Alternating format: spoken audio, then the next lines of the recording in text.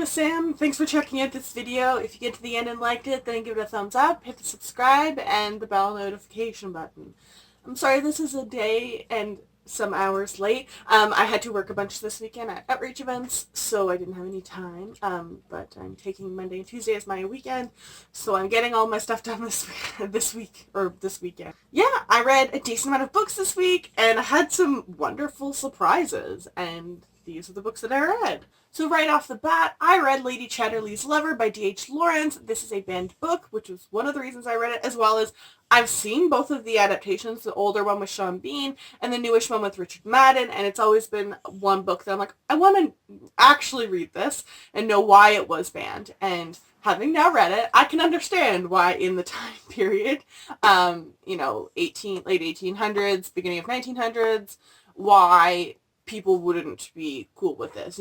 It's nothing super erotica or sassy in 2019 by any means, but a woman leaving her husband, not seeing status and money as enough, choosing romance over duty. It was just, I could definitely see why there would have been issues and why it would have been banned in some places. But it follows Lady Chatterley. She has an unorthodox upbringing, I guess you could say, where she wasn't stoned basically for having sex before marriage. She ends up marrying Clifford, who is this well-to-do gentleman, and he goes away to war and gets paralyzed and comes back, so he's kind of wheelchair bound basically. And it follows this process of Lady Chatterley feeling kind of rejected, and at this point of she's no longer his wife almost. She's his mother and caretaker, and she's just done, and this isn't the type of life she saw for herself. Enter gamekeeper of their estate, and they have a fling, and things evolve from there. As you would imagine, there's a lot of talk about lineage because Lady Chatterley hasn't had a child before he gets paralyzed, and they need someone to pass it off to. So I actually really enjoyed this. For an older book, it was 28. It's published in 1928 originally, so it's almost 100 years old. Despite being 100 years old, and obviously I took that into mind when, what they were talking about and, the role of sex and women and duty, it was, it's quite sexist. And it is funny now that I look at the adaptations that they did very much, especially in the Richard Madden one, they changed Clifford to be less of kind of a douchey a douchey character of the time, I would say. He wouldn't come off in any way really even remotely relatable, or you kind of feel bad for him, but you're not for him the way you are with the films. And I actually enjoyed this. This is something I could see myself rereading every couple of years. It's just interesting and fun, and it's not 50 Shades of Grey erotica or anything, which is kind of what I was expecting, because it was it's a woman's sexuality and coming out, and it was banned. I was expecting something like that, but it really isn't. It shows the difference of 100 years can make in a society where 50 Shades of Grey is a New York Times best-selling series, and they made it into a bunch of bad movies in our time period. And then Lady Chatterley's Lover is a woman finds someone that she loves and wants to have a future with, and that gets banned.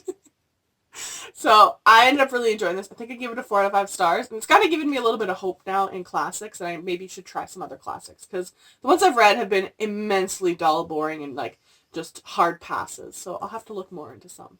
Okay, so I honestly don't want to say too much about this book because I feel like it would spoil it. And that's kind of the beauty of the book. So I read The Binding by Bridget Collins this week. Hands down, easily my favorite book of the week. It's fantastic. It's one of the best books I've read this year. It needs more hype. I want to buy a physical copy of myself. I want to see if I can find somewhere that I could get the Waterstones ones, because they had purple sprayed edges and everything when it came out.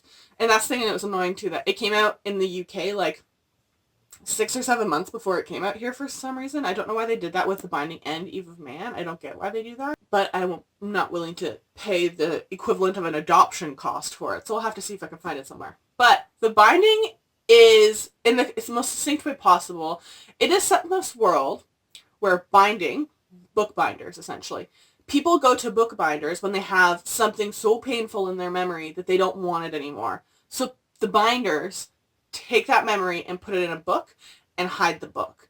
Now, some evil people will then take that book and sell it, which you're not supposed to do, which is one of the conflicts that come up in here. Also in this place, that people who don't like that they're able to do that have accused them of being witches, basically. So there's that kind of whole witch hunt. And the main character is a gentleman, and he is on this, his parents essentially ship him off to a binder to be an apprentice to learn this, and he doesn't quite understand what's going on. He's always heard of them as being bad, and he has this flashback memory to when he first discovered books. It's fascinating. Freaking fascinating, especially if you're a big book reader and enjoyer.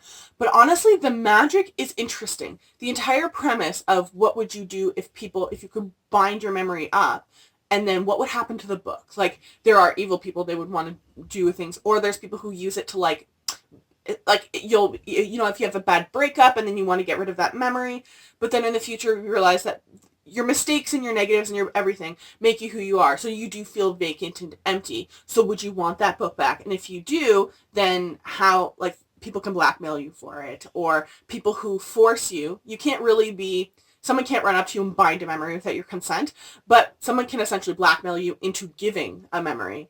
And it's just, there's so many different possibilities, and it's messed up, and it's so insanely interesting.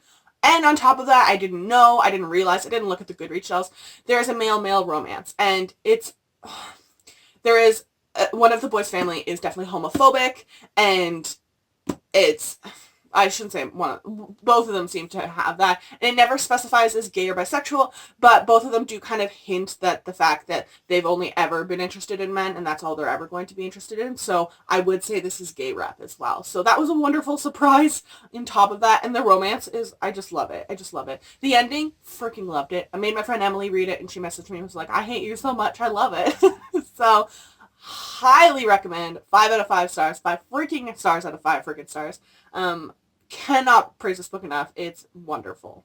Then I did a reread of We Set the Dark on Fire by Taylor K. Mujia. We did a discussion in the TBR and Beyond group. She was supposed to come, but we had to rebook it. She had some technology issues, the author.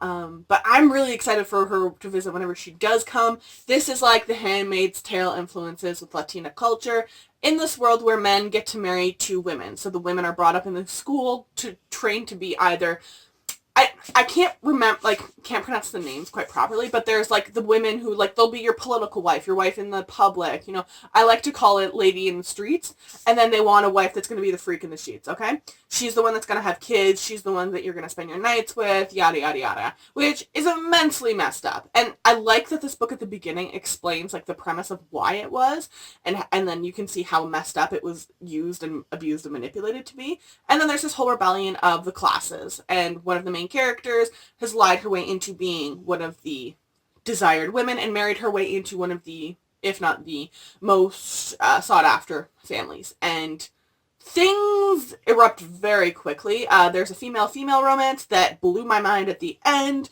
I am freaking excited for the second book. It's supposed to come out in February 2020, and we're supposed to get Carmen's POV, which is the other wife. Or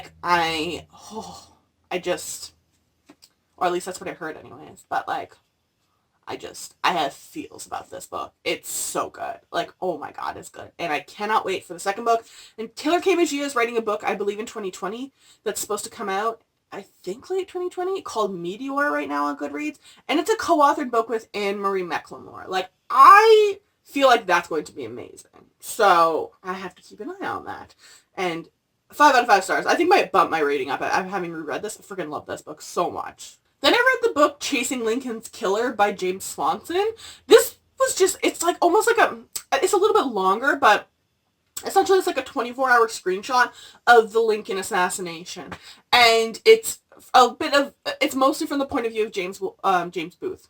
Is it James Wilkes Booth? The guy that did the murdering.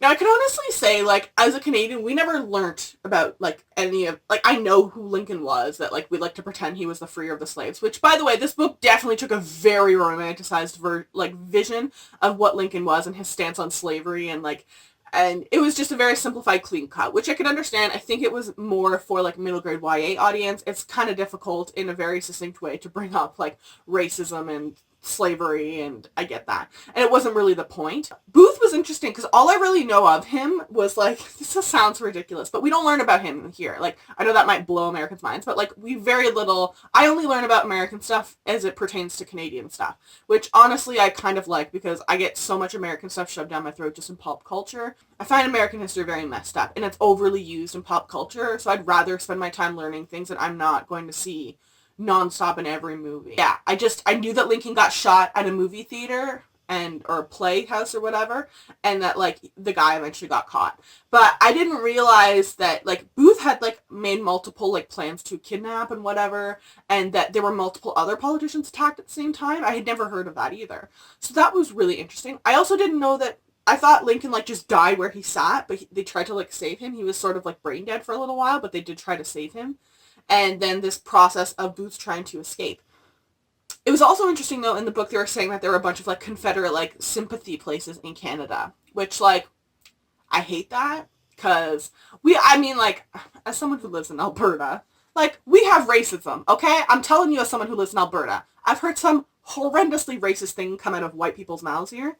And it's just, they still don't get it. So, I mean, I could understand for the time period, but we like to think of Canada as like, oh, they came the Underground Railroad and they came to Canada and everything was all great. I know that's not true, but that's what we were basically like, not taught, but I think it's, again, an influence of pop culture. That's what I remember in movies and reading, what was the book? Is it like Number of the Stars or something like that about the Underground Railroad? There was a book I had to read in school.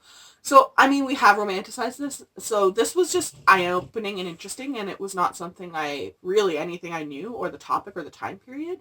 And yeah, I enjoyed it. I ended up giving it like a 3.5, I think, out of 5 stars. Then I picked up Beware the Night by Jessica Fleck. I was a little hesitant about this because my friend Melanie, did read it, and I think she got like a 3 out of 5 stars and was like, meh, which I was kind of disappointed about because I freaking love this cover. I also thought it was a standalone. Apparently it's not. It's a series, and I can understand, having read it now, that it's going to be a series. But I saw someone somewhere be like, it's kind of like The Hunger Games in a vague sense. And having read it, I think that's how I'm going to explain it. Also because everyone's all excited now because we're getting an untitled version, or not untitled, a prequel story to The Hunger Games. Like right now, I think it's just called Untitled Pan Am #1. And fight me, but that book is going to be Marge's Hunger Games. There's no freaking way we're going to such a specific number of years before, 64, which was in Meg's. That's Meg's in teen years. There's no way we're going to do the year before or after Meg's. That doesn't make any sense. That doesn't make any sense. And I'm here for it. I will absolutely buy into this. And I was curious because I literally was like 3 days ago before they announced it, was like, hey, whatever happened to Suzanne Collins? Has she ever released anything? And now, lo and behold, she's coming back. It's like, mind. But Beware the Night is kind of, sort of, but not really like The Hunger Games. So it also just gave me like little bits and pieces of like a lot of different fandoms, but I feel like that's the easiest one to explain. It is fantasy more than dystopian, okay? Like full frontal. Like it's not The Hunger Games dystopian. But it's got this system where, again, there's like a myth at the beginning to explain it, but you can see the top. Our main character is low class, poor. Her mother and father were murdered when she was young. She lives with her uncle. And essentially there's like a reaping, basically, where all of a sudden these like deathy god people come and attack the village and like destroy everyone's house, like on a continuous, like almost annual basis. And then they choose essentially someone that's going to be sacrificed to them, and that person like disappears and whatever. And then there's this flip side that we realize of the evil people who they're telling us the evil people are not. And she's essentially, there's a chosen one prophecy. And then there's this thing of, well, the people who have made her poor and like they barely have enough to live, her and her uncle, she has a best friend who's in the upper class, and they start realizing things aren't lining up with what they've both been told. And that the upper classes are like the capital, basically. It's interesting. It definitely is very bare bones basic, I think, for a plot. The second half of the book is basically just the main female character in this triangle, and she literally just jumps from scene to scene with each boy that is on both different classes. And she ends up accidentally always kissing and making out with him, and then she goes to the other scene, and the same thing happens with the other boy, that she comes back, and the same thing. It's one of those, like, very romance used as action instead of actual action. But that being said, yes, cheesy romance. Yes, bare bones basic plot. Yes, it has little elements of a lot of other books. Yes, I will read the sequel. I don't know why. I want to though. Like, and despite all that negatives, I don't think it was like trying to make itself what it's not. I think it was quite honest, of what it was. And I'm curious because there's this chosen one prophecy. I'm a whore for that. Like, just absolutely use whatever you want in that book. But if there's a chosen one prophecy, I'm here. I'm gonna throw money at you. Okay, and yeah. Having read it now as well, the pre-order swag that I got for it, there's this little small like plastic like fake glass fish, and having read it now, it's cute. I get it. It makes sense. I wish the thing was bigger because it's like literally that big. I'm going to lose it so fast. But I just thought it was really cute, and I actually ended up enjoying this. And lastly, I did a reread of Fox by Nadine Brandes. So I think originally when I did it, I was immensely sick when I did read this book. And I think I ended up giving it like a 3 out of 5 stars, but I was leaning more towards a 2.5. Having read it now, I'm still going to leave it at a 3 stars. I think that is where it should be. My issue with it, like, sorry, I should explain. Fox is this like alternative history where there's color powers and the main character is the son of Guy Fawkes. And through series of events, he is waiting for his color power test essentially, but you need to be given a mask by your family member in order to like gain your powers and then do a color test. And Guy Fawkes is kind of prepping the gunpowder plot still, and he's been MIA basically his whole life, and then he no-shows, so he can't take the color test, and so he's kind of kicked out. And then on top of all this, there's this thing called the Stone Plague, and it's, if you get it, basically you're essentially going to slowly die, or it's going to stay dormant in you, but you're basically outcast from society. And then on top of this, there are the people that you have a color power. You normally only have access to one, but there are other people in the society now that are fighting against that, and it's causing a war, essentially, that use like white power essentially that gives you access to all powers. And of course it's this time period when King James is on the crown. So it's kind of mimicking a lot of pieces of the Tudors with how I can't remember the like, is it Protestant and Roman Catholic that were like fighting always under the Tudors because he did leave the Roman Catholic faith to marry Anne Boleyn. And then that caused all those issues. And then the premise is, well, we want to put Elizabeth on the throne. So it's interesting. I liked the politics and the mimicking of history. I loved that. My issue with this is absolutely no information is given unless it is absolutely necessary. That is infuriating considering how big this book is.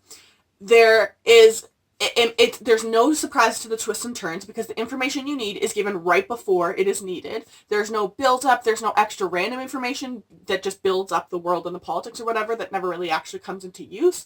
So everything is just bluntly obvious about what's going to happen. I really, really, really hate when authors do that. It seems, it's not lazy. It seems poorly planned out as a book, like the plot, which I'm kind of annoyed with because you have time once you've read it or written it to be like, okay, I'll go back and insert things if you weren't sure where it was going to go to begin with. It's just missing a lot. I think it's not to the extent of Once and Future, but there's just background and character information missing. I also have real beef with how the Stone Plague is used in this. So little information is given about this until the very end. Like I was going through it and I think I was like 3/4 of the way in and I still went, is this a contagious thing then? Like, do you guys not know? You haven't even addressed if you know how it's being passed. You haven't addressed, is this, does it go into someone's blood and stay in the blood? Can it spread to your whole body? What's the time process? I think it finally explains in the last quarter that it can lay dormant or it like kills you really quickly.